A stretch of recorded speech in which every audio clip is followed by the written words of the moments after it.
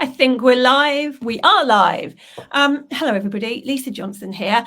For the first of what will be many interviews that I will be doing over the past, you can tell where my head's at today. Over the next 2 weeks, I'm going to be interviewing all sorts of different people that have done. Zoe's going, you're live. Yay. Thanks, Zoe.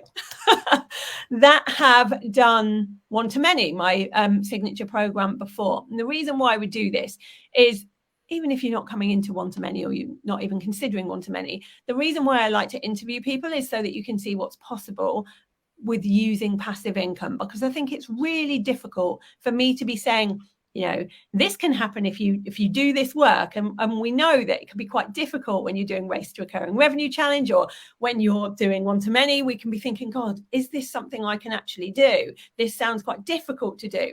And so what I want to make sure that you see is a range of different people that, you know, who do lots of different things, who are passionate about lots of different things, who have loads of different knowledge as well, and how they manage to use the knowledge from One-to-Many and from me teaching them about passive income to make money, basically, in their own businesses, and what they struggled with and what they loved. And the reason I do a wide range of people is because sometimes when you're looking at things, you can think, yeah, but that person doesn't do what I do or doesn't think like I think. And actually, there's so many that I've helped thousands of people now with passive income. And so by getting a cross section, hopefully you'll resonate with some people out there and you'll realize that it's possible for you too. Thank you for the hearts and thumbs up. I can see them. If you can give me more of those, it will show more people on here. And, you know, we always want that. So I'm really grateful if you can do hearts and thumbs up. But yeah, people say they love the OTM interviews every year and they just come on to watch the OTM interviews. So today's interviewee is Lauren Grace. Lauren did One-to-Many. How long ago was it, Lauren? Must have been. So it was the November 2019. Wow. I can't believe it was that long ago. Yeah. It feels, yes. Pre-pandemic, that's crazy. Yeah, and it's a good job, I suppose, because how would your business have been during a pandemic without having your passive income stream? Well, so I was a wedding cake maker, and whether you're sort of in the industry or not, but you might have known that weddings were completely cancelled for most of 2020, and a lot of 2021 as well, actually. For 2020, I should have been doing about 55 wedding cakes, and I did 4. So my income from my business, and that was my sole income, that was my main business, it wasn't like a sideline, that was what I did, absolutely plummeted. And it was kind of terrifying, you know, it was really, really hard. But really, kind of fortunately, I found you in November, you know, just before the pandemic hit, and it was Passion for Passive then, the course. And it helped me set up my coaching business, and what I do now is I coach cake makers. It's more sort of the up-leveling cake makers that already got a business, but they're kind of looking to expand, often getting into the wedding industry. So kind of helping them what I've, you know, do what I've done with you're basically kind of teaching your competition to be you. Yeah, exactly. It is exactly that. And funnily enough, I do have a lot of people, a lot of like students on my courses and stuff that are actually very local to me. But it is great because you say that, you know, competition, but they're not really. Like, we've all got something different to show. And I think that's one of the bigger things I learned on the course is that I know people worry about in the competition in this sense, in being, you know, doing your coaching or whatever. Oh, lots of other people do that, but people do it differently, and people buy your product or your service or whatever because of you. And so, you know, I might be teaching other people how to make wedding cakes, it's not making wedding cakes, it's the business side of things that I do really, but how to kind of, you know, get themselves visible and all that kind of thing. And they're doing all of that, but they're still different from me, and then people would be choosing them to make their wedding cake, because I still do the wedding cakes myself as well, actually. So I've actually kept that business up. But that's great. That's because you have 2 income streams. It's always good to have more than one income stream. But what I love is that when you came into doing this, I'd already taught many people how to do what you are doing now. And so if there was such a thing as competition, you wouldn't have succeeded. No. And the fact that you have succeeded shows that there can be so many people doing the exact same thing, but they're all going to do it in a different way, just like you said, which is brilliant. Yeah. So when you cast your mind back to when you did what was then called Passion for Passive, we've now changed the name of it to One-to-Many because Facebook hates the word passive.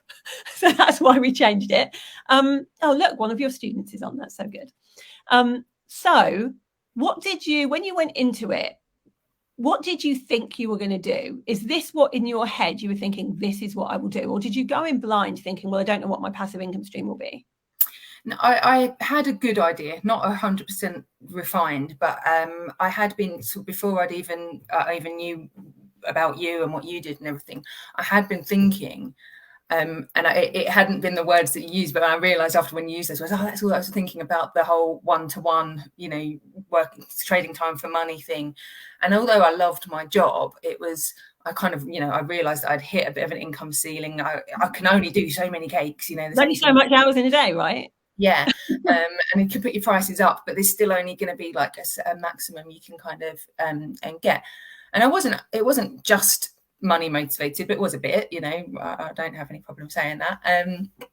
But yeah, I kind of realized there's something, I need to do something more. And I was kind of thinking around, I don't know, could I do some kind of merchandising or like collaborations? Like, what could I do that could be what I realized was a one-to-many kind of model? And then I can't remember how I came across you. I think it was in the Fabulous Foundation. The Fabulous 5%. Yeah. And it was literally just as your challenge was starting then. So it was just like, it was like a divine intervention, something like the perfect time you came along. And I used to be a business studies teacher. And then I've been a successful wedding cake maker myself. So I was always like, there must be some combination of those two things that I can do. And just sort of following through, it sort of felt like a natural, like that was a fairly obvious thing to do. I didn't know how I would make money out of it. I guess I had an idea, but it was like, well, how am I going to monetize? And so did you do my Race to Recurring Revenue challenge first? I think I came in right at the end of it. I only found out about it right at the end, and I kind of watched. I didn't do it properly, to be perfectly honest with you. Loads of people don't. They watch a bit of it and then they just come into the course. It was just then when I sort of saw what the one-to-many course was about, I was like, that's what I've been looking for, So it wasn't. But I did then do it again, even after I'd done one-to-many, just to kind of like refresh myself and stuff. And I've done it each time just to kind of give myself some new ideas and things like that. So start adding in some extra passive income stream. Yeah. Was there anything in one-to-many that you found difficult? It was hard to get my head around the technology, and I'm a bit of a sort of person that I kind of want to know how it works and why it works like that. But once I realized like we had so much support on the tech side of things, it scared me a bit. I was like, well, I'm never going to be able to figure out how to do this, and this doesn't make sense to me. Wasn't it? Was this before we gave people the funnel, or we gave you the funnel? The first one where the funnel came in, and that was in, like, honestly, I think that was worth more than the cost of the course itself, like apart from all the other knowledge that you gave us, because I've since then, even though I'm not like completely tech phobic, but it's not my forte. It's not mine. But Kerry was I think the person who was doing all the funnel stuff for us, and it's all been put in place into my website for me that I can now, I've got more funnels and I've got more lead magnets and all that kind of thing that I've just kind of copied from that. And actually it felt difficult, it felt scary, but I think I overthought it. And then once like I realized how much it was kind of done for us, that made it a lot easier actually. And was there anything that surprised you when you were doing one-to-many? Because you did things quite fast. You made money quite fast compared to, we always tell people you might not make money for 6 months to a year. Like, this isn't a get rich quick scheme, but you did kind of put things into place quite quickly. Yeah, well, through necessity, really, because, in March 2020, all of a sudden I had nothing. And I was planning to build my audience slowly. I'd started a Facebook group, I think, just at the very end of 2019. So I just started building it in January, February, and my email list. And I didn't really have the audience that I needed to kind of make a lot of money, like to do anything big.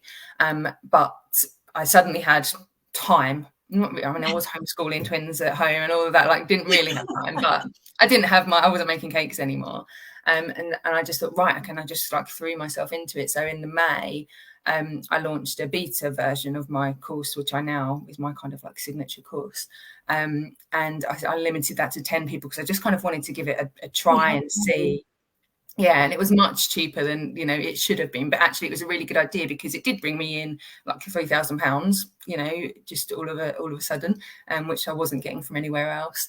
And that gave me that kind of practice run of how to do everything. So yeah, I got in quite quickly. And then once that was successful, it made it so much easier to kind of then do it again and keep. Yeah, You know. because one of the things we always say is the first time you do passive income, it's not very passive. Like, you're learning how to do it and you're creating the course and you're putting everything out there, and you experienced that the first time you did it. But then you've done that 4 times now, haven't you? So like the second, third and fourth time, it's almost like pretty passive to get that stuff out there. And how much have you made now from your passive income streams? So from the course that I've run each time, I've made about 30,000. And then I've also now got a membership that I started up last summer. That's still kind of growing, but I've got about 6,000 from that so far. But that, you know, that's a recurring, you know, every month that will keep going up. And then I've got some kind of downloads and digital products and stuff, and about 1,000 or so from that. So, you know, close, you know, coming up to about £40,000 in less than 2 years. And that is only, you know, hopefully going to kind of grow. Each time I do the course, I get more people on it because, you know, you kind of building your audience more and more, and there's more, you know, recommend like referrals and that kind of thing because people. So.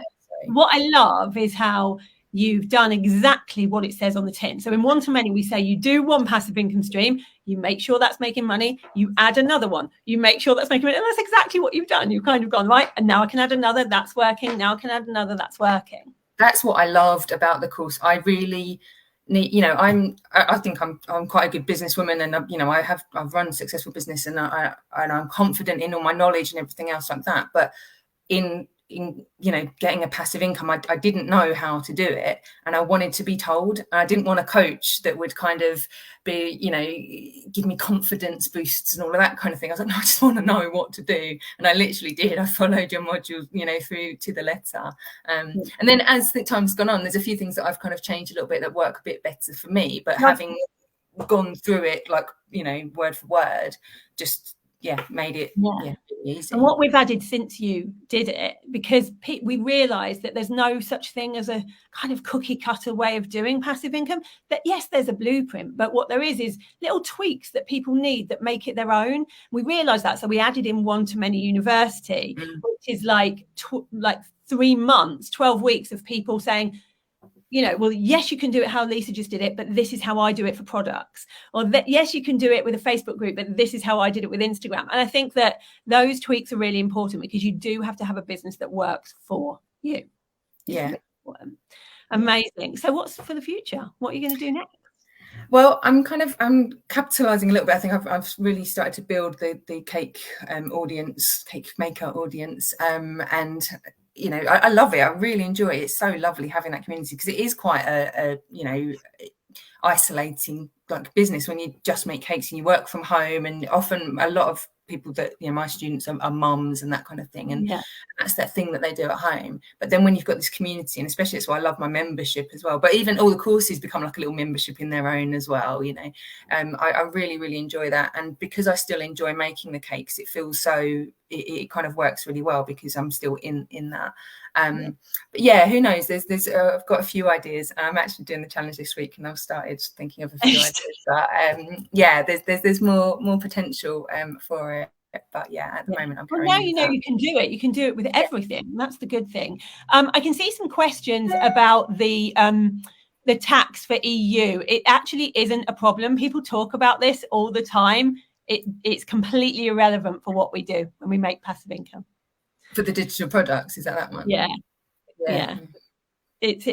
We hear it all the time. People going, well, I've heard this thing that we have to pay all of this sales tax for digital products. It's irrelevant because most people are VAT registered, so you don't have to worry about it. But we do talk about that a bit in One to Many.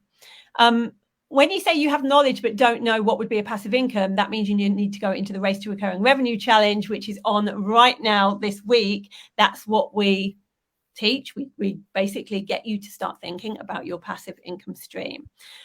There's a question here for you. Do you have staff, like assistants and tech staff? I don't. It's something that I'm thinking about as I'm growing, because it is becoming a bit overwhelming with both businesses and things going. So I think perhaps like a VA or something like that would be good. Yeah, and that's how most people start off with, just like a tech VA. Yeah, I've got an accountant. That's my husband. You need to have. I didn't have staff until we were making £1 million. Like, it was just me doing it. Like, it's great now that I do. I'm so thankful for it, but you can do it on your own. Like, you don't have to have staff right from the beginning. And once you get to your level, you obviously need it because you can't kind of manage it all. But I think a lot of what this stuff is about you is quite a personal thing, isn't it? So you kind of need to do a lot of it yourself anyway. I like this question. The whole point of passive income is that you can take time off. Are you able to take time off with your passive income stream, or is it labor intensive? Yeah, so I'm away for the whole 2 weeks Easter holidays. I book it summer. What has been brilliant actually about this is, so I've got twin 8-year-old boys, and you know, one of the reasons I went into business of making cakes was because I wanted to spend more time at home with them. And then I was finding that the summer holidays was spent sticking them in kids clubs so I could make wedding cakes, because August is like the busy time for wedding cakes. I've got one wedding cake in August this year. I'm not doing any others.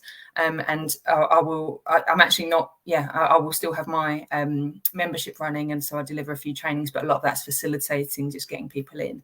So yeah, I'm really looking forward to a nice kind of chilled summer holiday. I think that's the best thing about passive income. So as somebody that has passive income streams myself, the reason I did it was the same reason. I have twin boys and I wanted to spend time with them. And I now take off every July, August, half of September and December. And I don't lose any money when I do that because it's passive. And that's the point.